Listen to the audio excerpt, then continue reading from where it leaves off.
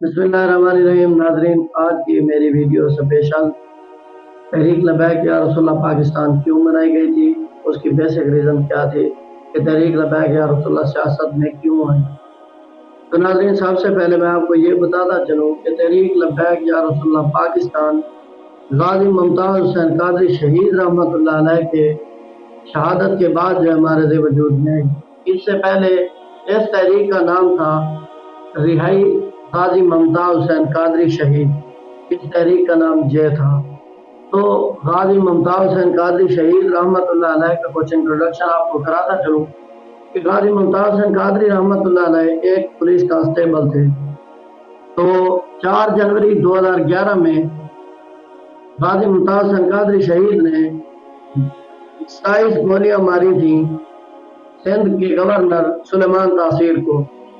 उसकी basic reason ये थी कि उसने एक गुस्ताख रसूल औरत से इजहार हमदर्दी किया था और 2009 में आसिया मसीह नामी औरत ने नबी अलैहिस्सलाम की गुस्ताखी की, जिसके नतीजे में 8 नवंबर 2010 को पाकिस्तान की एक अदालत ने उसको सज़ाए मौत सुनाई।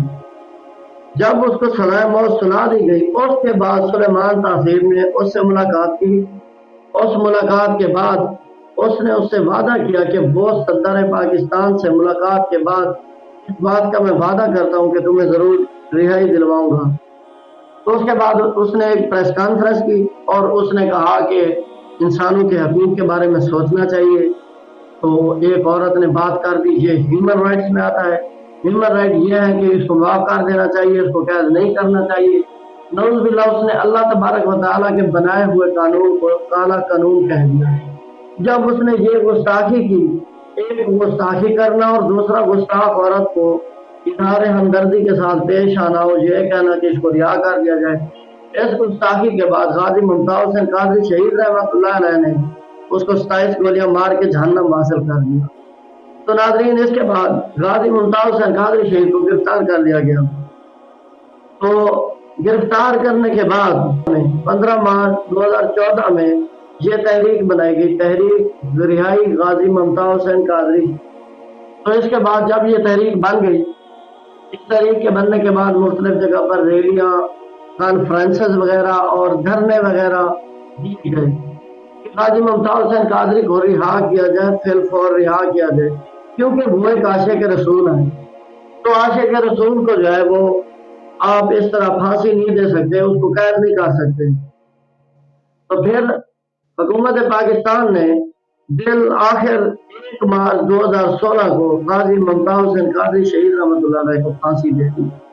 तो जब ये उनको फांसी दी गई तो फिर उलमा को इस बात का एहसास हुआ कि एक गुस्ताख रसूल को फांसी होनी चाहिए थी, आपने उसको तो कुछ भी नहीं कहा और उल्टा आशिक रसूल को फांसी चढ़ा दिया। तो ये दोबारा वो वक्त याद आया कि जब अंग्रेजों के दौर में गाजी उल-मदीन शहीद ने राजपाल नामी काफिर को मारा था, जिसने नबी अलैहिस्सलाम को गुस्ताखी की। अगर उसको भी फांसी चढ़ाया जाए और फिर पाकिस्तान जो कलमे की बुनियाद पे हासिल हुआ, पाकिस्तान का मतलब क्या, ला इलाहा इल्लल्लाह, कानून रियासत क्या होगा, मोहम्मद रसूलुल्लाह। कानून रियासत और पाकिस्तान के बनाए जाने के मकसद के मुताबिक तो गाजी मुमताज़ हुसैन कादरी आशिक रसूल थे, उनको तो फांसी नहीं होनी चाहिए थी। लेकिन इन लोगों ने, पाकिस्तान की अदालत ने, नवाज शरीफ ने अपने दौर में गाजी मुमताज़ हुसैन कादरी को फांसी लगवाई थी। की सदारत में ये वजीर आजम थे हजरत साहबा। हजरत साहब वजीर आजम होने के बाद गाजी मुमताज़ हुसैन कादरी शहीद को फांसी दे दी गई थी नून लीग के दौर में। और जबकि मैं आपको बताता चलूं, कुरान मजीद इस बारे में फरमाता है, ला ताजिदु कौमन युमिनूना बिल्लाहि वल यौमिल आखिर युआदूना मन हादल्लाह व रसूला। कि आप कोई ऐसी कौम नहीं पाएंगे जो अल्लाह और उसके रसूल से भी मोहब्बत रखती हो, अल्लाह और उसके रसूल पर ईमान भी रखती हो, और युआदूना मन हादल्लाह व रसूला, अल्लाह और उसके रसूल के दुश्मनों को भी चाहे। अल्लाह ने फरमाया नहीं, हरगिज़ ऐसी कोई कौम नहीं हो सकती जो मुझ पर और मेरे रसूल पर भी ईमान रखे और मेरे रसूल के दुश्मनों से वो जराना रखे। ये हरगिज़ नहीं हो सकता। युआदूना मन हादल्लाह व रसूला, कि मेरे اور میرے رسول کے دشمنوں سے وہ محبت رکھے؟ نہیں نہیں، ایسا نہیں ہو سکتا۔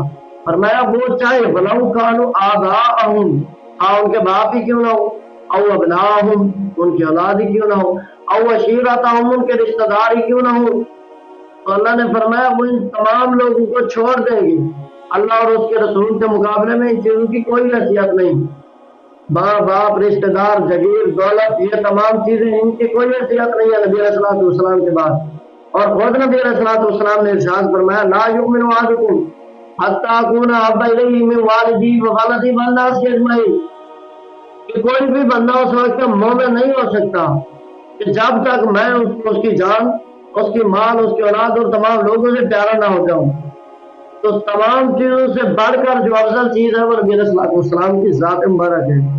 تو جب عاشق رسول نے اس گستاخ کو اس گستاخ کو گولیاں ماری تو اس کی سزا موت نہیں بنتی تھی، سزائے موت تو اس کی بنتی تھی جس نے نبی علیہ الصلوۃ والسلام کی گستاخی کی۔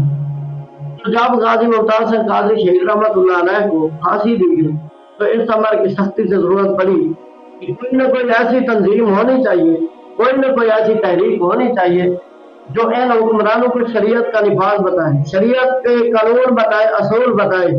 ان لوگوں کو تو پتہ ہی نہیں ہے، ان لوگوں کو تو نبی علیہ الصلوۃ والسلام کی ختم نبوت کا مسئلہ بچوں کا کھیل سمجھ رکھا تھا ان لوگوں نے۔ ان لوگوں کو تو نبی علیہ الصلوۃ والسلام کی عزت سے کوئی غرض نہیں، انہوں نے تو گستاخان مصطفیٰ سے اظہار ہمدردی اور ان کی رہائی کی، اس کے بعد آسیہ ملونہ کو رہا کر دیا گیا۔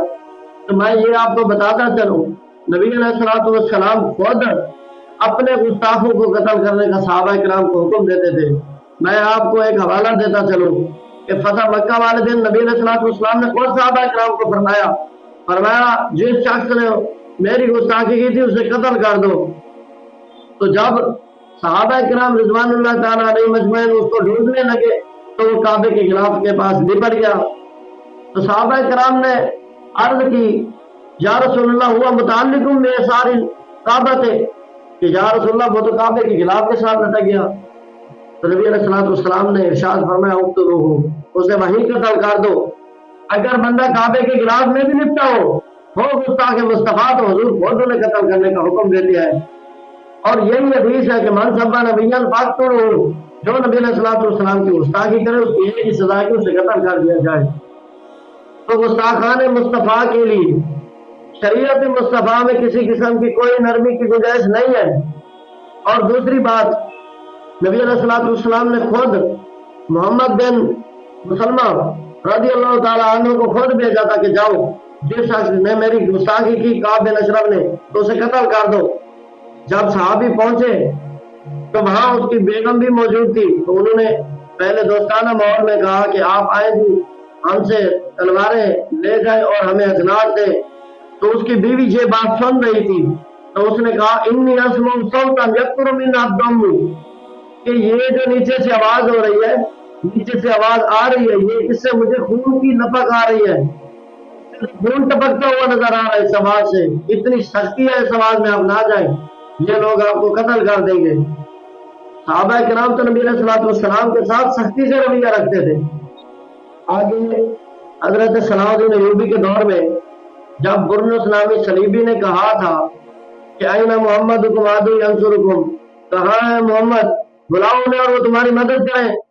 جب حجاج کے قافلے کو انہوں نے روکا اور یہ بات کی صلیبی جنرل نے تو یہ بات پہنچی صلاح الدین ایوبی تک، تو انہوں نے کہا کہ اس برنس نامی شخص نے نبی علیہ الصلوۃ والسلام کی گستاخی کیا ہے، لہذا انہیں ڈھونڈوں گا اور ماروں گا۔ آپ نے یہ پختہ ارادہ بنا لیا اور آپ 2 سال تک سوئے نہیں۔ آپ نے یہ عہد کر دیا تھا کہ جب تک میں اسے قتل نہیں کروں گا میں سوؤں گا نہیں۔ تو آپ علاقے فتح کرتے کرتے وہاں تک پہنچے۔ جب آپ وہاں پہنچے تو آپ نے تمام لوگوں کو کہا کہ آپ تمام لوگوں کو آج معافی ہے، کیونکہ فتح مکہ والے دن آپ تمام لوگوں کو نبی علیہ الصلوۃ والسلام نے معاف کر دیا تھا، لہٰذا جاؤ آج میں حضور کی سنت پر عمل کرتے ہوئے تمہیں معاف کرتا ہوں۔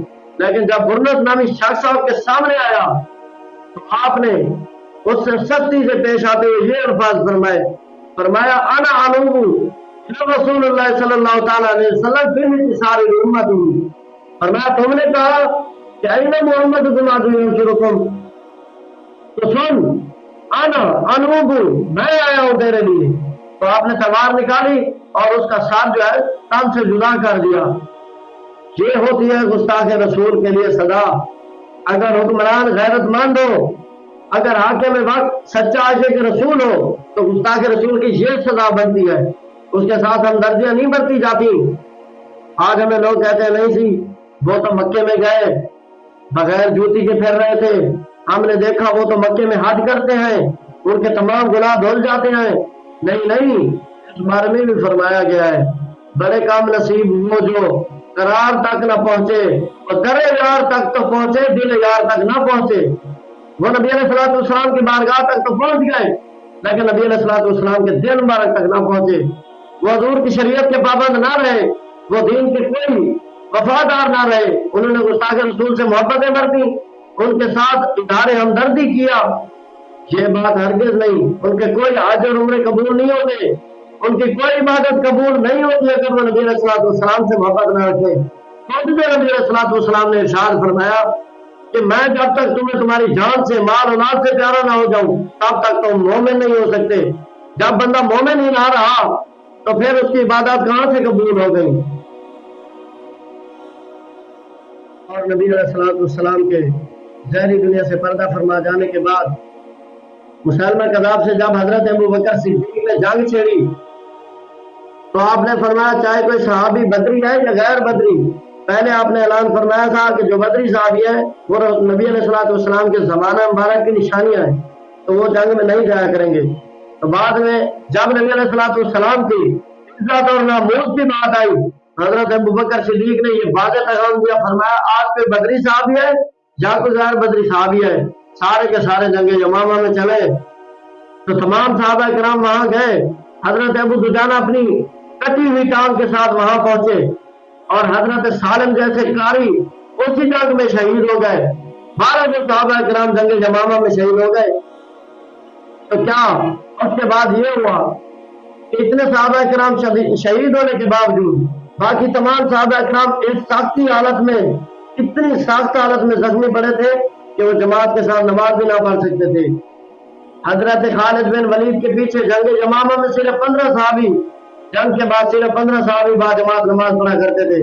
बाकी सहाबा किराम इतने शदीद जख्मी थे कि वो जमात के साथ नमाज भी ना पढ़ सकते थे। हम क्या मुंह दिखाएंगे उन सहाबा किराम को, अगर हम हजूर की इज्जत का सौदा कर बैठे। दो हुक्मरान हजरत सालिम को, इतने बड़े अजीम कारी को क्या मुंह दिखाएंगे, वो हजरत अबू दुजाना को क्या मुंह दिखाएंगे, जंग जमामा में शामिल होने वाली औरतों को क़यामत वाले दिन क्या मुंह दिखाएंगे। जिन हुक्मरानों को ये सोचना चाहिए, और खुसूसन ये अवाम को सोचना चाहिए, अब फैसला आपका है। आप इन गुस्ताखान मुस्तफा के साथ इजहार हमदर्दी करने वालों को जब वोट डालते हैं, तो ये फैसला आपने करना है। कौम आप समझे इस बात को कि उन्होंने गुस्ताख मुस्तफा का बिल्कुल साथ नहीं देना। जिन्होंने गुस्ताखान मुस्तफा के साथ हमदर्दियां बरती, अपने इजहार हमदर्दी शो किए, क्या आप उन लोगों को वोट देंगे? हरगिज़ नहीं। आओ रसूलुल्लाह के दीन की तरफ वापस लौट आओ। नबी अलैहिस्सलाम ने इरशाद फरमाया, मन मशा मा ज़ालिम मिनहु व हुवा यअलमु अन्नहु ज़ालिमुन फ़क़द ख़रज मिनल इस्लाम। फरमाया जो बंदा ये जानता है कि जिस शख्स का मैं साथ दे रहा हूं ये जालिम है, तो फिर उसके लिए नबी अलैहिस्सलाम का फतवा है, हम नहीं कहते। नबी अलैहिस्सलाम ने इरशाद फरमाया व हुवा ख़रज मिनल इस्लाम, कि वो इस्लाम से खारिज हो गया। तो आप लोगों को सोचना चाहिए कि अब आप लोगों ने किन का साथ देना है। आप लोगों ने हक का साथ देना है।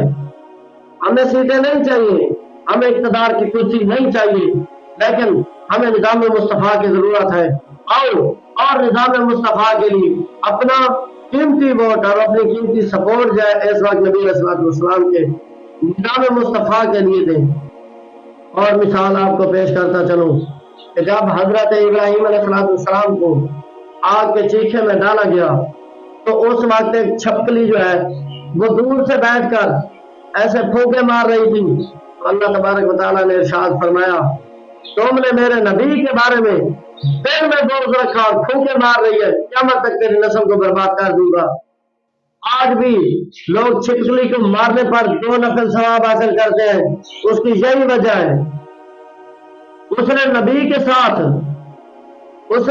साथ नबी की गुस्ताखी की, उसने नबी के चीखे पर फूंके मारी, तो अल्लाह तबारक व तआला ने उसको इतनी सजा दी कि क़यामत तक उसकी नस्ल को बर्बाद कर दिया। अल्लाह इतना गैरतमंद है अपने नबी की इज्जत के बारे में, वरना उस छिपकली सी थोड़ी सी फूंक मारने से क्या हो जाता? क्या चीखा, भड़क उठता? हरगिज़ नहीं। लेकिन अल्लाह ने क़यामत तक उसको ऐसी सजा दी। अल्लाह ने फरमाया सिर्फ इराक की ही छिपकलियों को सजा नहीं दूंगा, बल्कि तमाम तेरी आने वाली नस्ल को भी इस चीज की सजा दूंगा कि तुमने मेरे नबी के साथ गुस्ताखी की। और आखिर में मैं तमाम पाकिस्तानियों और PP 284 के तमाम लोगों को ये पैगाम देना चाहूँगा कि जिन पार्टीज ने आपको 75 सालों में नबी अलैहिस्सलाम की इज्जत के जो वफादार ना हो सके, जो पार्टी स्वीडन में कुरान मजीद के जलाने पर भी कोई एहतजाज रिकॉर्ड न करा सकी, तो जिस पार्टी के वजीर आजम और ऊपर बैठे हुए MLA MPs नबी की गुस्ताखी कुरान मजीद के जलाने पर कुछ न कर सके, जब वो अल्लाह और उसके रसूल के वफादार ना रहे, वो हमारे कहाँ वफादार रहेंगे? सोचें, जो अल्लाह और उसके रसूल का वफादार नहीं, वो बंदों का कैसे वफादार हो सकता है? आए और अपने कीमती वोट को निज़ाम मुस्तफ़ा के लिए दें। तमाम पाकिस्तानी मिलकर ये अहद करें, और खसूसन PP 284 के लोगों को ये पैगाम देना चाहूँगा, आप उन लोगों के साथ हरगिज़ ना खड़ें जिन्होंने अल्लाह और उसके रसूल के साथ गद्दारी की। जो लोग नबी अलैहिस्सलाम की गुस्ताखी कुरान मजीद के जलाने पर भी कुछ न कर सके, उनके MLA MPs उनके पास वजीर आला और वजीर आजम की कुर्सियां होने के बावजूद, साहिब इक़्तिदार होने के बावजूद, जो अल्लाह और उसके रसूल के वफादार ना रहे, वो हमारे वफादार कहाँ होंगे? सोचो और आज ही फैसला करो। इंशाअल्लाह इस आइंदा आने वाले इलेक्शन में 8 फरवरी 2024 को हमारा वोट सिर्फ और सिर्फ निज़ाम मुस्तफ़ा के लिए होगा। मैं उम्मीद करता हूँ कि तमाम लोग इस बार वोट सिर्फ निज़ाम मुस्तफ़ा के लिए ही देंगे।